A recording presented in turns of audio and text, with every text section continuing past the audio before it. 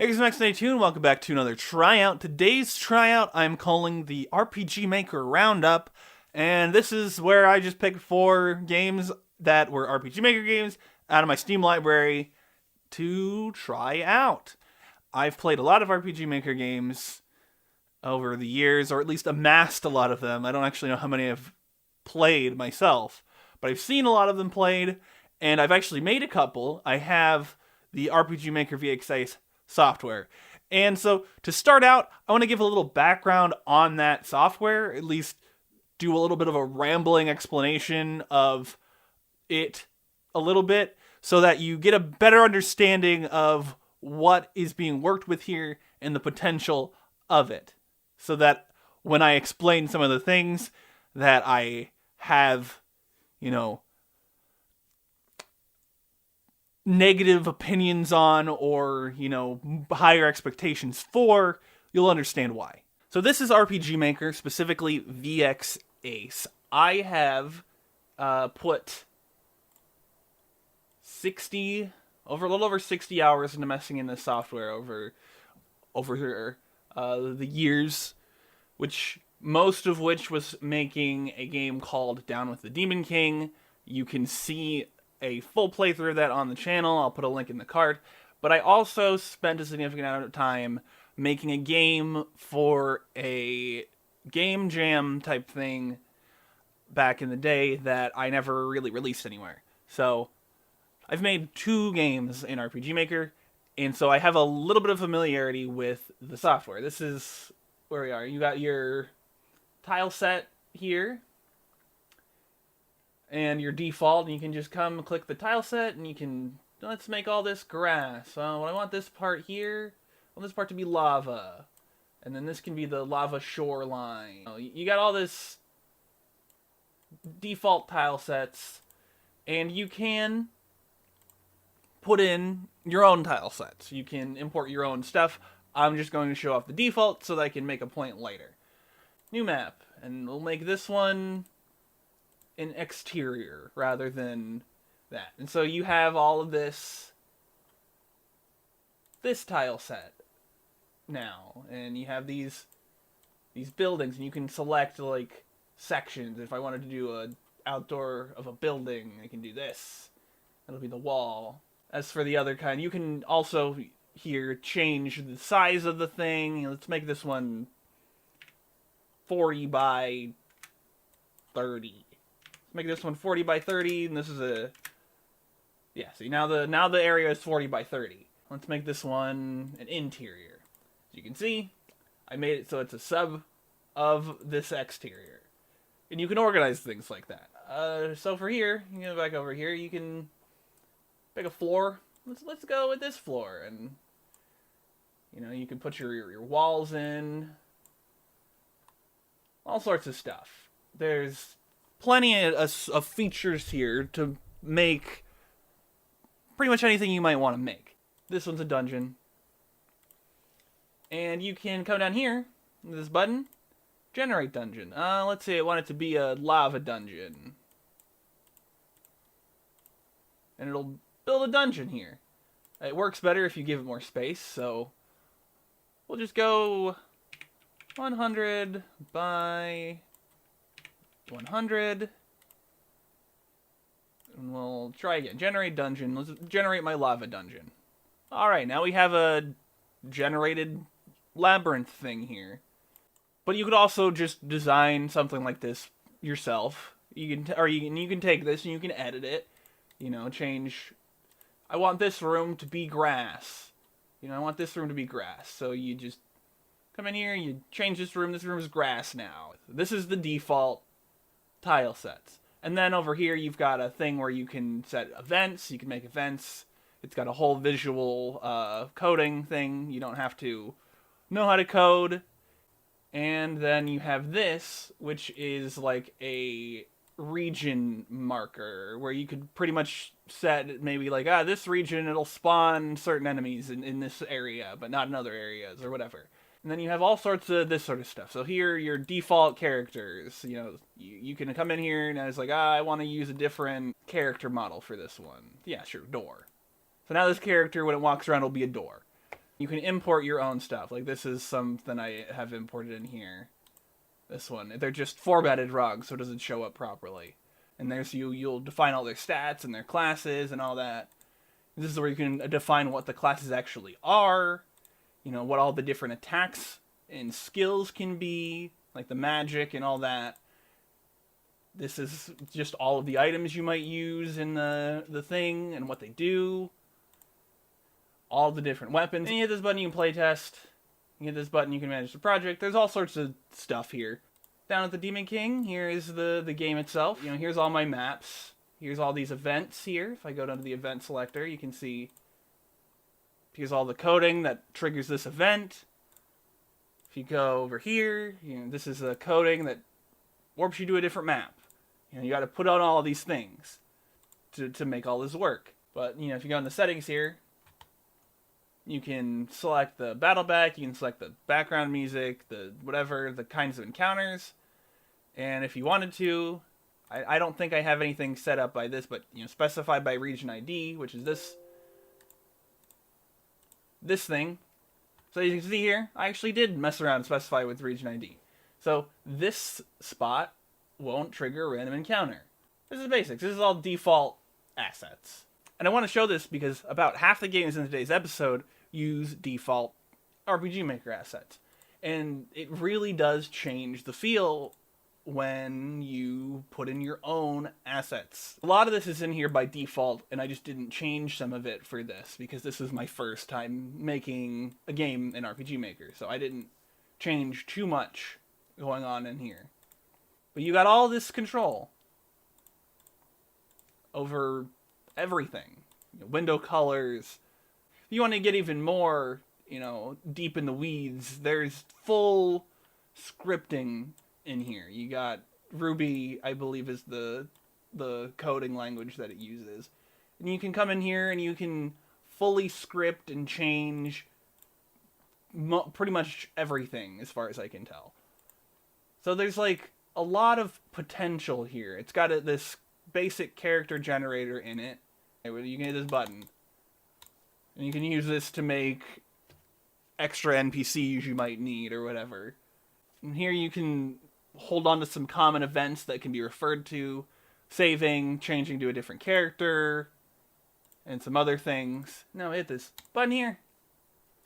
We'll launch it. RPG Maker games launch in this tiny window, unless you launch them full screen. You can pick all this stuff. You can pick the actual image on the title screen. You can put the text in there, the music. You know, I've got this whole custom title card. And this is also, if I remember correctly, I don't remember if this one is custom music, but there is custom music in this game. So I hit the new game button. And I have a whole cutscene here. This is custom music. This is a whole cutscene that I scripted in here to happen when you start the game. This has a mixture of default and some assets I got from a few other things. Do you see how much more interesting it looks when you pull in non-default assets? There's just a lot of stuff you can do with RPG Maker, and I just figured I wanted to give people a basic rundown of it before I talk about any games in it. I have a bit of experience with specifically VX Ace, so I know a bit about how games are created in the software and their potential. And I just wanted to put that forward first and explain that there is a lot here. There is a lot of potential in RPG Maker to make things. There is a lot of potential that just doesn't get utilized for one reason or another. Where you can, you know, make all sorts of things in this software. But because it is so easy to use, a lot of people will create essentially shovelware that they can sort of toss on Steam or whatever for a quick $1, make a quick bit of money, because this software has quite a bit of potential to it. And that's basically what I wanted to explain before I got into the rest of this video. Alright, so the first game that I'm talking about today is a game called Stealing Steam Episode 1. I think this game has some good qualities. Its custom battle system is something that I noticed because, as again, I've messed with VX Ace. That's not the default battle system in VX Ace, which this specific game seems to be made in. However, despite that, most of the assets that the game uses seems to be stock assets outside of its player characters and some things here and there. And they just don't quite mesh properly visually with the stock assets, sadly. The big negatives here is that its map is sort of poorly designed, and it has random encounters that can be extremely tedious. That's just how random encounters are. Were it me who designed this game, I would have made the roads between the towns be safe areas, like using the little system for that, so that when you're walking between towns, you have a choice of speed or safety. Therefore, incentivizing using the roads. But, that's not what seems to have happened here. It's interesting that this game has this quest system in it, but the quest system is very vague. Like, you get the quests, but there's nothing to really prompt you that you have received a quest or you have updated a quest or anything like that, which could be done. I'm almost certain could be done in the RPG Maker. I don't know exactly how you would do it, but for certain things, like if it's a quest that is completed through dialogue, the quest complete thing could show up as part of the dialogue boxes or something. I don't know, there's ways to do that. And it just makes the quest thing seem kind of tacked on rather than as intentional as it should be.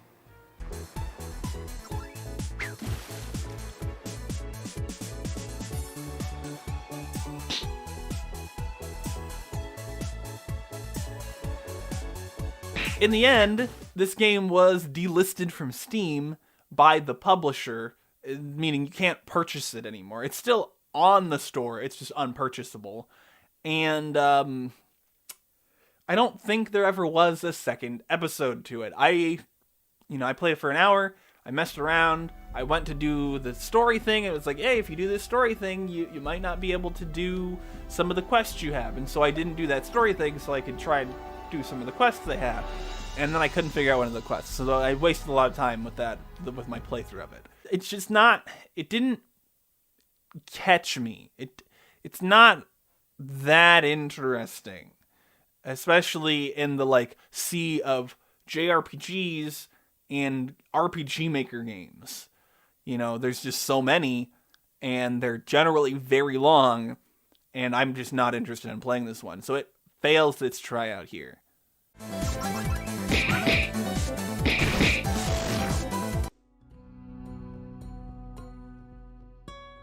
So for the second game I'm talking about today is Aveyond 3-1, The Lord of Twilight. This is a part of a seemingly pretty popular RPG Maker series that is very relatively old, dating back to the early 2000s.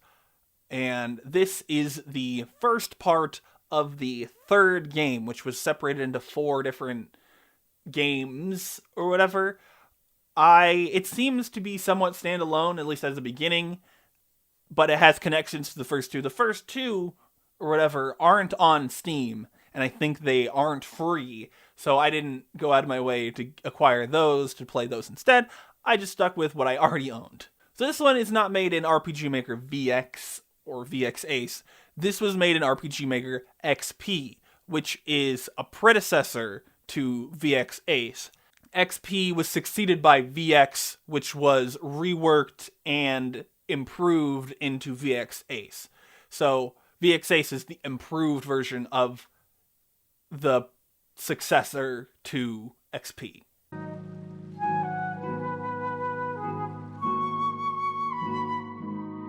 Overall, this game seems to be pretty quality. I don't know what the stock assets look like in XP, but these all look custom to me. This all looks like custom assets and sounds and all that, rather than being the default stuff in the software. Maybe it is. I don't know. I don't have experience with XP in particular, but this feels very quality. As far as I know, it also has a custom battle system. I'm not 100% sure on that, because I don't know what XP's battle system looks like exactly. I think I looked it up, but I don't remember now. So I think this is custom as well.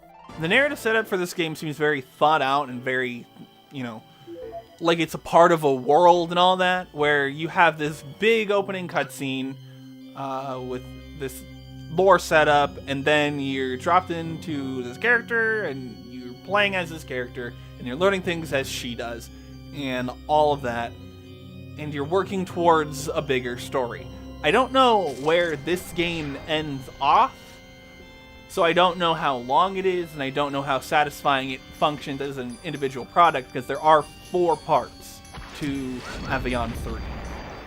For like a negative, it seems like the first hour or so is a pretty linear experience. You're going, straight here to there, whatever. Comparatively, Steel and Scheme was a very open experience, where it was almost too undirected, where you just couldn't tell where you were supposed to be going or what you were supposed to be doing exactly without checking that quest log. In this game, it almost has the opposite problem for this first hour, where you're kind of just being dragged along to these plot points, and you don't really get to do anything yourself that much. But I'm assuming where I stopped off is about where it starts to open up. As for one last negative, that's kind of a negative, I don't think that this game has a sprint button like VX Ace games do, and you walk a bit slow, but there aren't random encounters in this one. All of the enemies are visible on the map, so you don't have to worry about, you're doing a bit more thought about how you walk yourself through things, so it might be even better to have that slowness. Overall, this one actually passes the tryout. I think I will play more of this because I'm interested in seeing where the story goes. I don't know if I will buy the rest of the third game or even buy other games in the series. We'll see how I feel, but I think I might at least try to finish this one.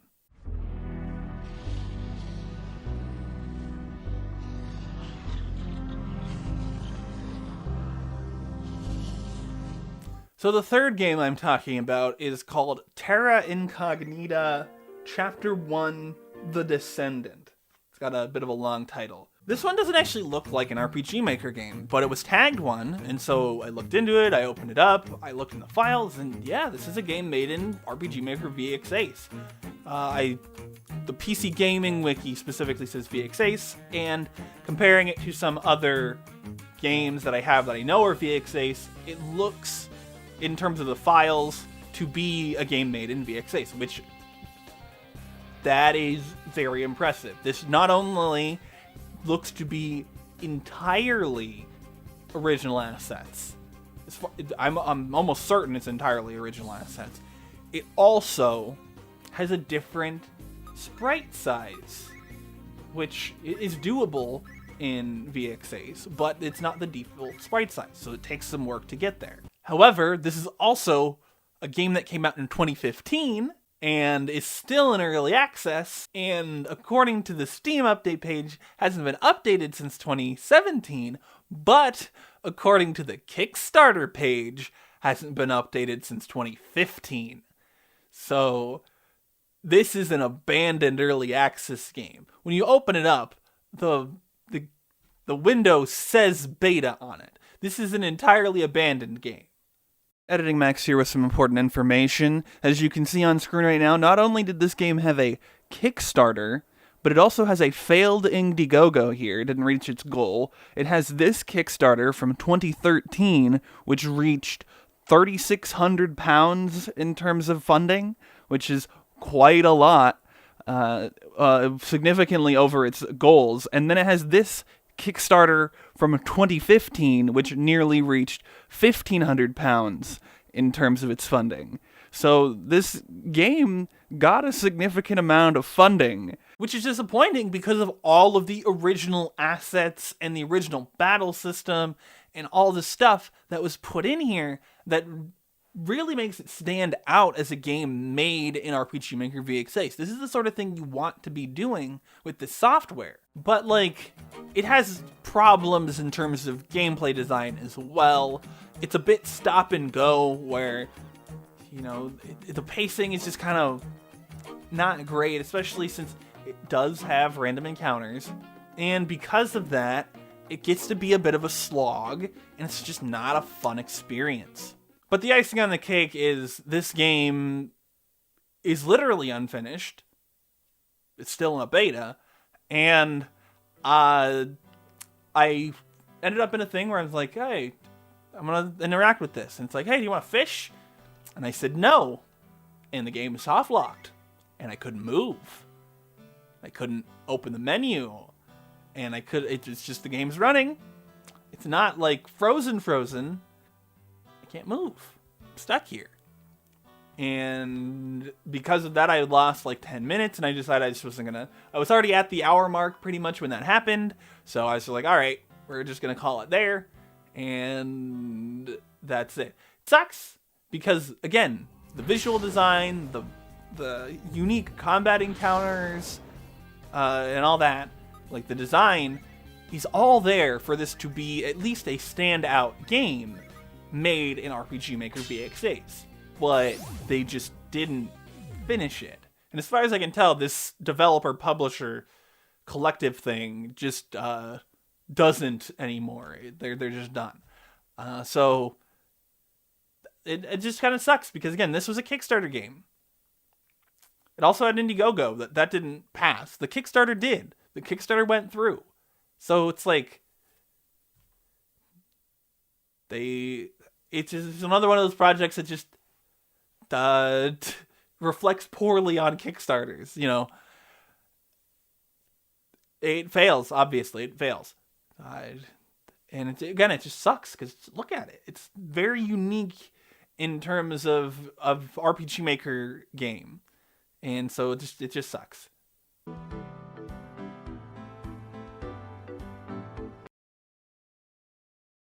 The last game I want to talk about is a game called To Ash. This is a game that was made by a single dev, and, you know, that stuff's always impressive. So, I'm not gonna be too harsh on it here. It's a really interesting concept, but my experience with it was the execution of that was iffy.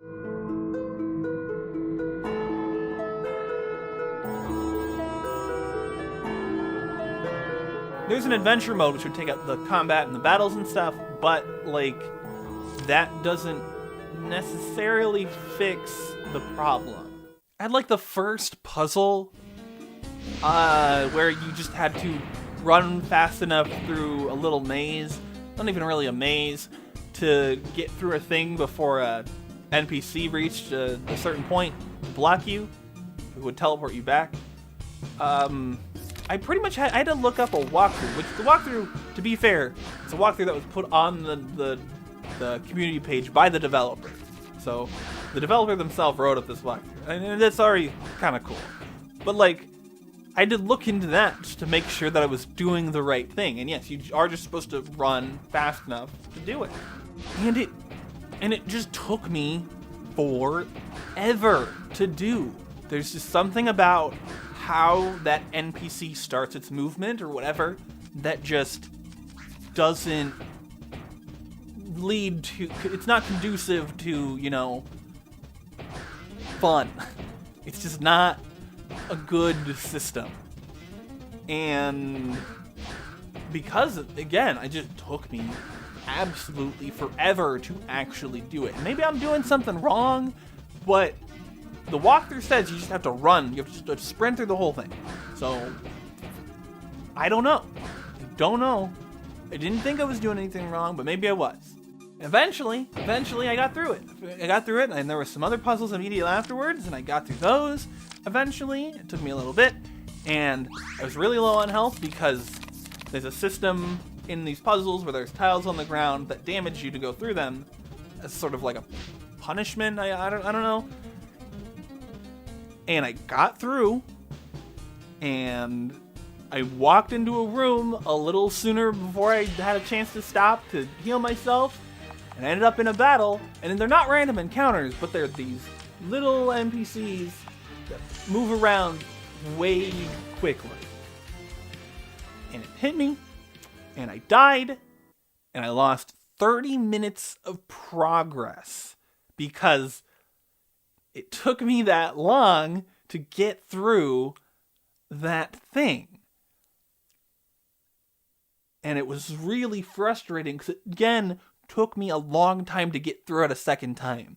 And when I did, and I got back to that spot, and I did it correctly, and I remembered to heal, and I killed beat the combat encounter, there was a save, literally right there. That was where the save was. And that's a bit frustrating, because how this game is set up is that combat encounters aren't random encounters. They're these little objects in the world, and they're avoidable because as you level up, rather than getting stronger, you get weaker. You know, you're battle weary. You've done too much, you know. And so you actively want to avoid the combat encounters. Just some of them are so fast, they seem impossible to avoid. Some of them move so fast. It's not perfect. Like I said, iffy execution, interesting idea. As far as I can tell, this one is made in the newer version, the most recent version of RPG Maker MV. The animated kind of 3D-ish sprites, I believe, are a feature of MV. And it seems like this probably uses a lot of default assets, but I can't totally fault it.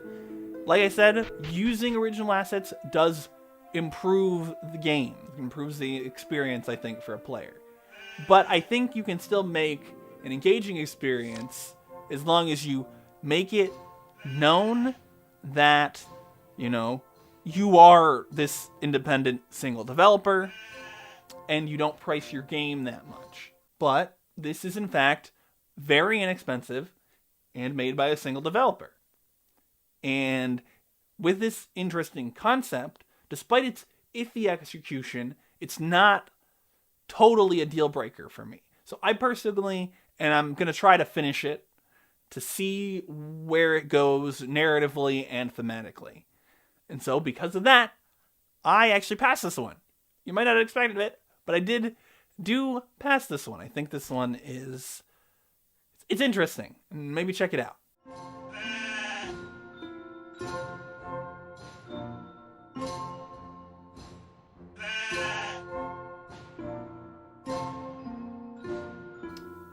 So yeah, that's the video. That's a bunch of RPG Maker games.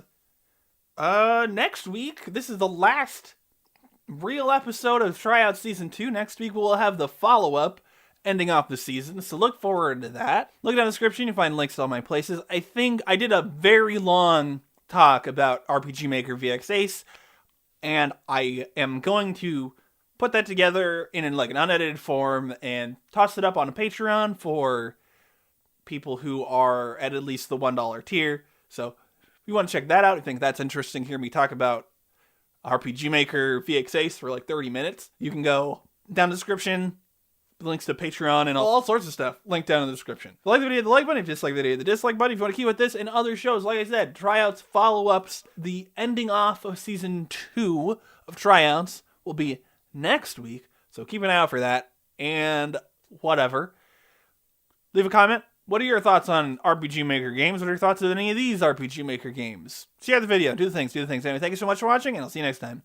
Bye!